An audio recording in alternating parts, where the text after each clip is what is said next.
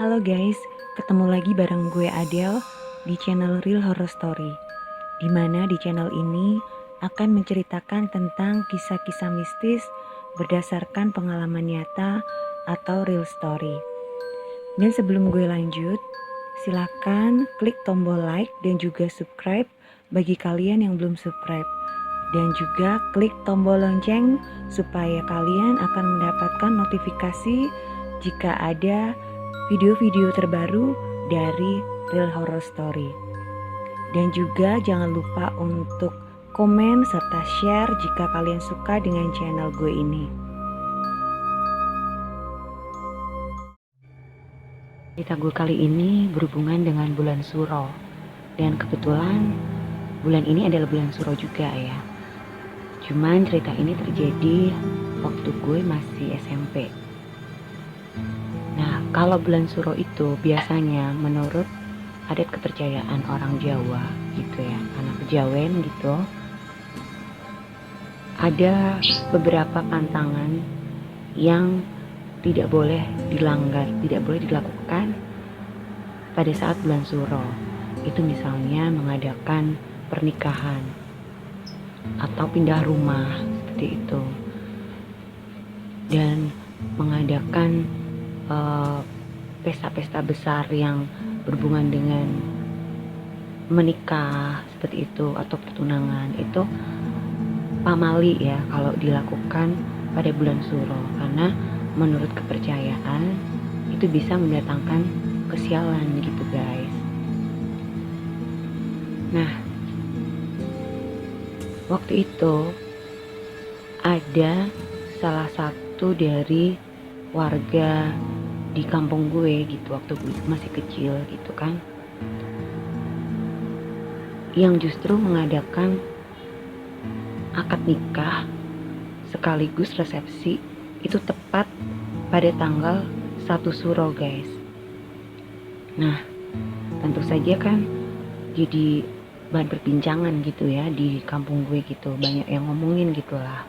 Intinya kok nekat banget gitu nikahnya pas persis bulan Suro. Mungkin kalau cuma resepsinya aja sih mungkin masih nggak apa-apa kali ya gitu. Yang penting bukan benar-benar melangsungkan pernikahannya gitu. Ada juga sih yang dia sebenarnya sudah menikah sebelumnya tapi pestanya diadakan pas bulan Suro. Cuman ya kalau itu agak nggak tahu juga ya apakah ngaruh atau enggak, tapi sepertinya nggak apa-apa kalau seperti itu.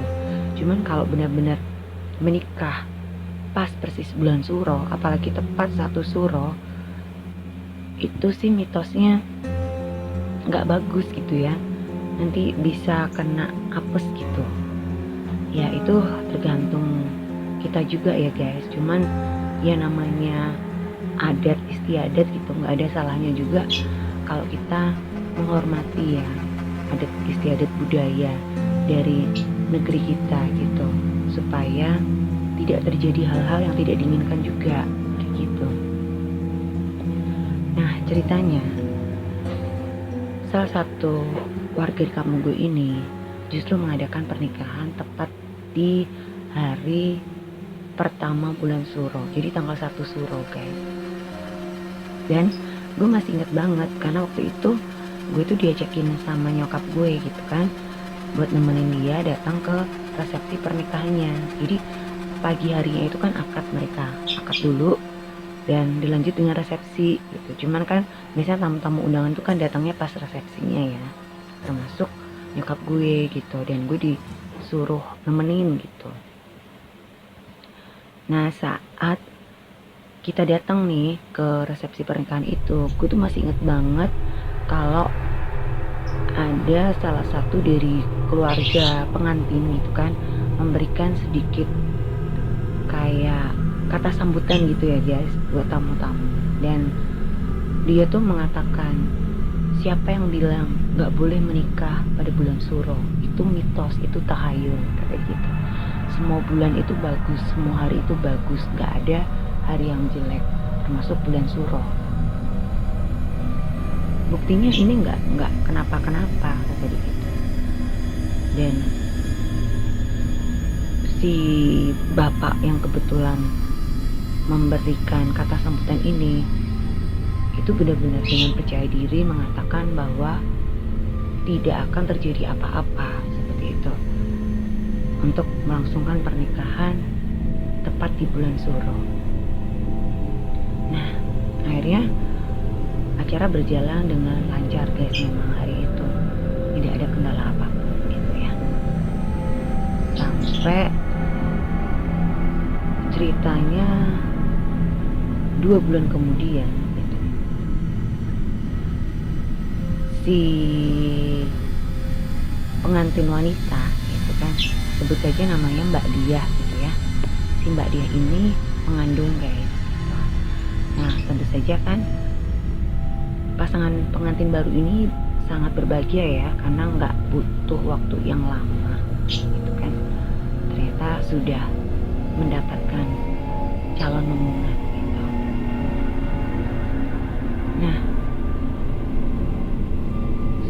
si Mbak Dia dan pasangannya, sebut aja Mas Bagus gitu ya. Jadi Mbak Dia dan Mas Bagus ini tentu saja sangat gembira gitu ya menyambut calon bayi mereka gitu. Cuman guys,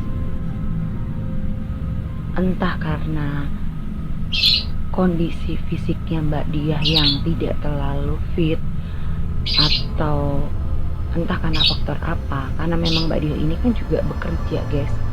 Jadi dia itu bekerja di sebuah kayak perusahaan, kayak pabrik gitu ya, cuman dia di bagian kayak adminnya gitu guys, si Mbak Diah ini. Nah, karena memang itu pabrik, jadi memang kadang-kadang kan lembur juga gitu, pulangnya memang agak malam gitu lah, setelah maghrib, jam 6, jam 7, kadang jam 8 kayak gitu. Nah, mungkin karena kecapean atau entah juga karena apa, si Mbak Diah ini keguguran guys gitu. Jadi usia kandungan yang masih muda, sekitar 4 bulan atau 5 bulan gitu ya, itu si Mbak Diah keguguran. Dan tentu saja itu menyebabkan Mbak Diah dan Mas Bagus ini menjadi sangat sedih dan kecewa ya, karena kehilangan calon bayinya gitu. Nah,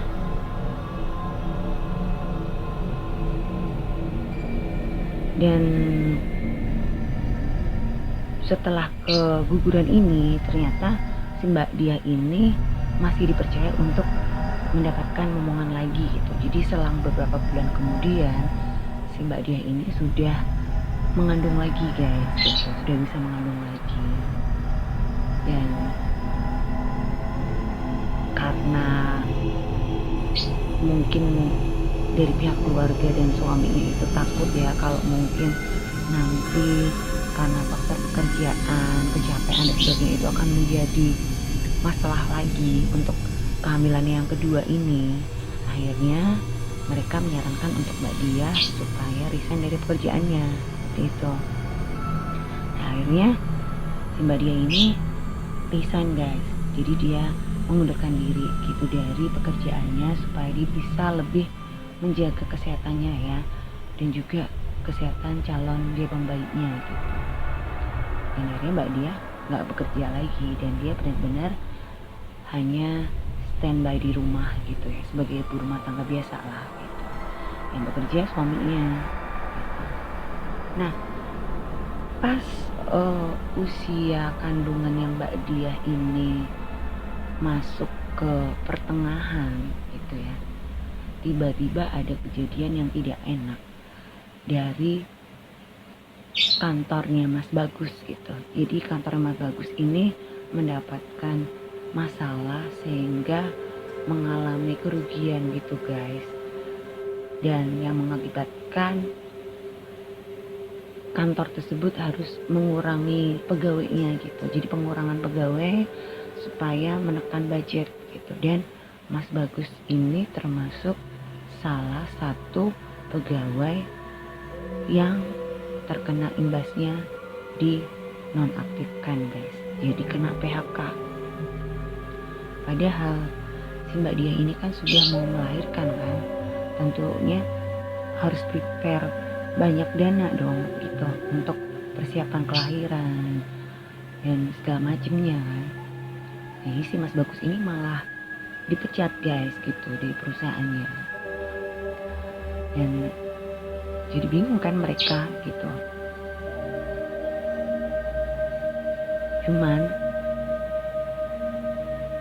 untungnya nih ya, itu setelah adalah 2 bulan itu menganggur gitu Mas Bagusnya ini, dan dia sudah berusaha nyari-nyari pekerjaan gak dapet juga. Nah, salah satu kakak yang Mbak Diah ini menawarkan pekerjaan pada Mas Bagus gitu. Ya meskipun pekerjaan ini tidak sebagus pekerjaan dia yang sebelumnya, tapi ya lumayan lah ya, masih ada pekerjaan sehingga dia masih dapat penghasilan kan. Akhirnya Mas Bagus ini ikut kakaknya Mbak Diah gitu kerja di perusahaannya tempat kakaknya Mbak Diah ini bekerja gitu. Meskipun dengan gaji yang tidak sebesar sebelumnya dari kantornya Mas Bagus yang sebelumnya gitu. Nah akhirnya tibalah saatnya untuk melahirkan gitu. Jadi si Mbak Diah ini sudah masuk 9 bulan ya, lebih 10 hari kan kalau orang melahirkan itu. Nah si Mbak Diah ini sudah mulai merasa bayinya tuh mau lahir guys. Akhirnya kan dibawalah ke rumah sakit gitu ya, dan akhirnya si Mbak Diah ini bisa melahirkan secara normal. Cuman ternyata kelahiran bayinya itu di salah satu sisi membawa kebahagiaan bagi mereka berdua, tapi juga membuat hati kedua orang tuanya, jadi Mas Bagus dan juga Mbak Diah ini menjadi sedih. Kenapa? Karena ternyata si jabang bayi ini lahir cacat guys. Jadi bayi ini lahir hanya dengan jari kanan kirinya itu cuma 4, jadi nggak 5 tapi 4 guys. Jadi total jarinya itu cuma 8 gitu. Nah itu nggak ngerti karena faktor apa ya, padahal dari silsilah keluarga Mbak Diah ataupun Mas Bagus itu tidak ada yang cacat seperti itu. Dan selama kehamilan juga Mbak Diah juga sudah berusaha menjaga kesehatannya dengan baik, periksa juga, udah kontrol rutin, minum vitamin segala macem lah ya. Bahkan dia juga udah resign dari pekerjaannya. Tapi ternyata bayi perempuan yang dilahirkannya itu terlahir cacat guys gitu. Nah karena cacat itu si Mbak Diah ini dan keluarganya gitu ini agak sedikit protektif ke bayinya gitu, jadi nggak pernah dibawa keluar guys, kayak disembunyiin gitu. Tadinya tuh nggak banyak tetangga yang ngerti gitu kalau ternyata si bayinya ini tuh cacat gitu, karena kan kayak diumpetin gitu ya di rumah ya, jarang dibawa keluar kayak gitu. Terus juga kan pasti pakai sarung tangan kan kalau bayi, jadi nggak kelihatan gitu ya. Nah dan si jabang bayinya ini juga kebetulan dia itu kayak yang ringkih gitu loh guys. Ringkih itu gampang sakit-sakitan gitu, jadi bayinya ini sering sakit gitu, jadi otomatis kan harus sering kontrol ke dokter gitu ya, dan itu membutuhkan banyak biaya. Sementara Mbak Diah ini kan udah nggak kerja gitu, dan yang kerjanya Mas Bagus, dan Mas Bagusnya ini juga kerjaannya itu nggak sebagus yang dulu gitu, jadi penghasilannya nggak banyak lah seperti itu, sehingga itu menyebabkan sedikit masalah juga dalam keluarga mereka kayak gitu, yang akhirnya sering cekcok lah seperti itu.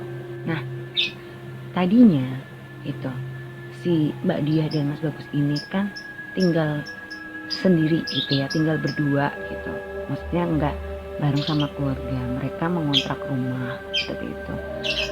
Cuman karena kondisi keuangan mereka yang semakin memburuk gitu ya, karena penghasilan yang tidak seberapa dan banyak pengeluaran, otomatis nggak balance gitu ya, akhirnya mereka nggak bisa bayar kontrakan lagi guys.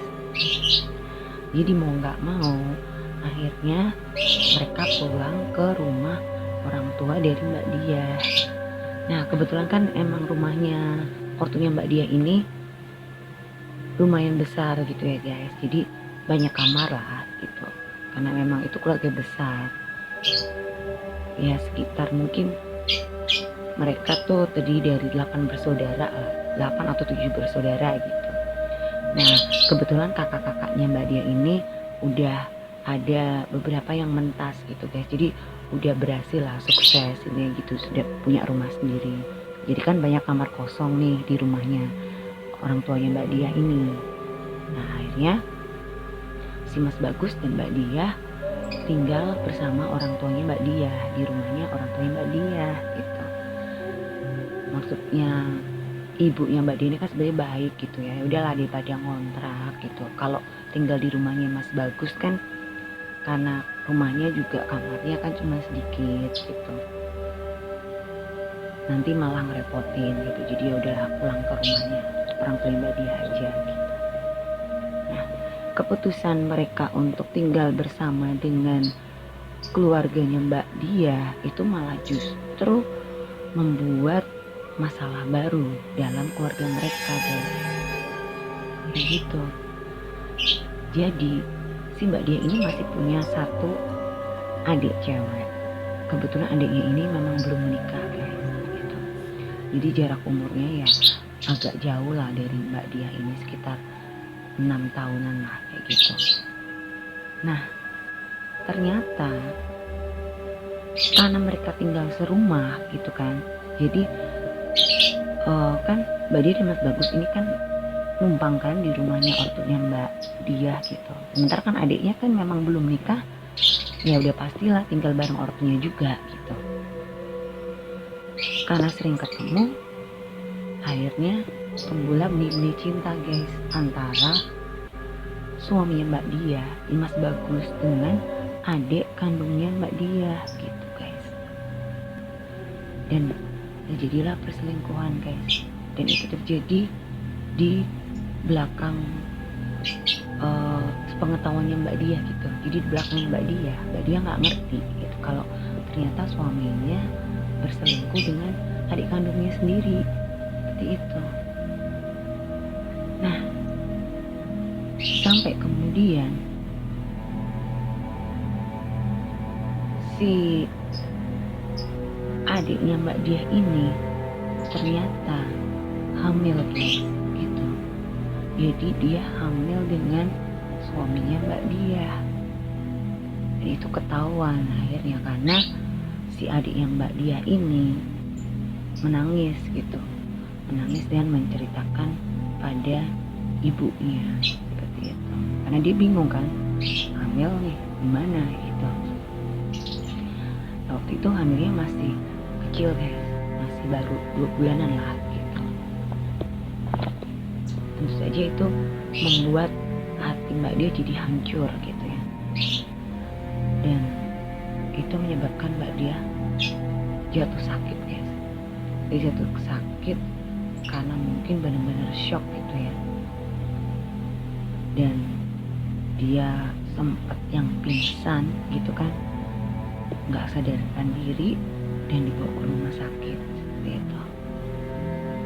Nah pas dibawa ke rumah sakit dan diperiksa sama dokter, malah justru akhirnya ketahuan kalau ternyata Mbak Dia ini punya penyakit bawaan guys. Jadi dia punya penyakit kanker gitu, dan itu stadiumnya sudah agak tinggi. Jadi selama ini tuh nggak ngerti gitu, Mbak Dia itu nggak ngerti kalau ternyata dia tuh sakit kanker gitu, karena nggak ada gejala apa-apa gitu. Nah gara-gara dia terus sakit itu gitu kan, setelah tahu kalau suaminya selingkuh sama adiknya sendiri, dia kan sakit nih, sakit, dan akhirnya saat sakit itu dia pingsan, dibawa ke rumah sakit, malah justru ketahuan guys kalau ternyata dia kanker stadium lanjut gitu. Nah si Mbak Dia ini kan terus jadi kayak yang hilang semangat hidup gitu ya guys, karena dia juga bingung gitu kan, oh kondisinya adiknya ini kan hamil gitu, dan pasti perutnya kan akan tambah gede gitu ya, tambah besar seperti itu kan. Nggak mungkin mau disembunyiin, nggak mungkin juga mau dikuburin kan, karena itu pasti bertentangan dengan agama dan itu bisa ditangkap polisi dong kalau aborsi ya. Nah akhirnya karena Mbak Dia ini benar-benar udah kehilangan semangat hidup dan dia merasa udah hidupku nggak bakalan lama, karena ternyata kankernya itu udah stadium 4 guys gitu. Nah akhirnya dia memutuskan supaya suaminya tuh menikahi adiknya gitu, dan akhirnya mereka menikah guys. Jadi Mas Bagus ini menikahin adik kandungnya Mbak Dia gitu. Dan sambil menangis Mbak Dia itu merelakan suaminya menikahi adiknya sendiri. Setelah pernikahan suami dan adiknya, kondisi Mbak Dia ini tambah ngedrop guys, tambah ngedrop dan benar-benar parah itu. Dan hanya selang 1,5 bulan atau 2 bulan kemudian ya, setelah pernikahan tersebut, Mbak Dia ini akhirnya meninggal guys gitu. Dan anaknya Mbak Dia ini yang Cacat itu masih kecil guys, umurnya baru berapa tahun itu gitu, baru sekitar 2 atau 3 tahunan lah gitu. Ya akhirnya ya anak ini diasuh sama adiknya gitu, karena kan memang akhirnya kan suaminya kan udah nikahin adiknya dan mereka juga punya anak gitu. Nah kejadian-kejadian yang menimpa keluarganya Mbak Dia ini ya, kemalangan-kemalangan yang sudah terjadi seperti itu, akhirnya tuh mengingatkan warga dari kampung gue gitu. Pas Mbak Dianya ini meninggal gitu kan, tetangga-tetangga kan pada datang gitu ya, takziah gitu, melayat gitu. Nah setelah itu mereka juga banyak yang bergunjing gitu guys. Jadi mereka ngomong gitu, ini loh efeknya karena dulu nikahnya tepat bulan Suro, akhirnya mereka tuh sial, banyak musibah seperti itu. Pernikahannya tuh baru seumur jagung kan, belum ada 5 tahun guys gitu, tapi begitu banyak cobaannya yang terjadi. Jadi banyak yang ngomongin gitu, coba kalau dulu nggak nekat nikah bulan Suro seperti itu. Nah kejadian itu ya walau alam ya guys, kita juga nggak ngerti, karena semua itu juga nggak lepas dari takdir Tuhan ya. Kalau Tuhan sudah berkehendak ya kita mau bisa apa kan, seperti itu. Cuman memang lebih baik gitu kalau memang ada kayak mitos atau pantangan-pantangan adat istiadat setempat itu ya lebih baik diikutin aja lah guys, bukan apa-apa ya, supaya nggak terjadi hal-hal yang nggak diinginkan juga gitu. Kan orang tetap inginnya kan baik-baik aja, bagi-bagi aja. Jadi intinya nggak usah nekat lah ya, nggak usah nekat gitu, sok-sok nantang gitu loh ya. Kalau nggak ada apa-apa ya kan, kalau ada apa-apa kan malah justru repot itu loh guys ya kan. Kalau memang sudah bertahun-tahun kepercayaannya itu bulan Suro itu memang pantangan pamali untuk mengadakan pernikahan gitu atau pindahan rumah seperti itu ya, lebih baik jangan ambil bulan Suro gitu. Kenapa juga harus bulan Suro? Sabar dikit kan bisa gitu, tunggu lah setelah bulan Suro lewat kan, paling kalau bulan Suro kan cuma sebulan kan bisa sebelumnya atau mungkin sesudah bulan Suro gitu. Intinya cari aman aja gitu kan, daripada nanti malah kenapa-kenapa gitu guys, seperti yang dialami sama salah satu warga di kampung gue dulu gitu. Nah, itu tadi guys cerita gue tentang kejadian di bulan Suro ya, karena bulan Suro itu identik dengan hal-hal mistis gitu. Banyak hal-hal gaib yang terjadi seperti itu di bulan Suro. Karena kalau bulan Suro itu juga banyak kesepuan-kesepuan gitu kan yang jamasin keris segala macam, mandikan bulan benda-benda pusakanya seperti itu, tirakat juga. Ya setidaknya kita menghormati lah ya, menghormati kepercayaan adat istiadat dari suatu daerah seperti itu. Nah gitu guys, semoga cerita gue kali ini bisa menghibur kalian semua ya. Tentunya untuk para pecinta horror story.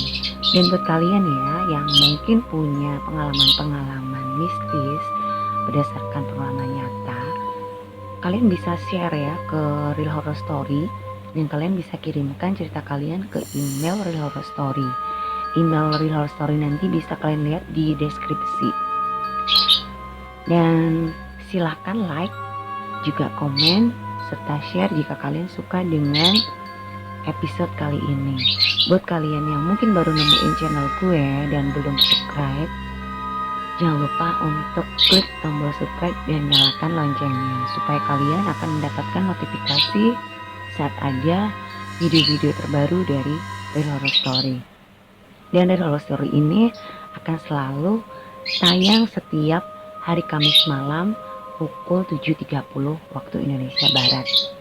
Oke guys, sampai di sini dulu. Jangan lupa jaga kesehatan dan jangan lupa bahagia. Sampai jumpa.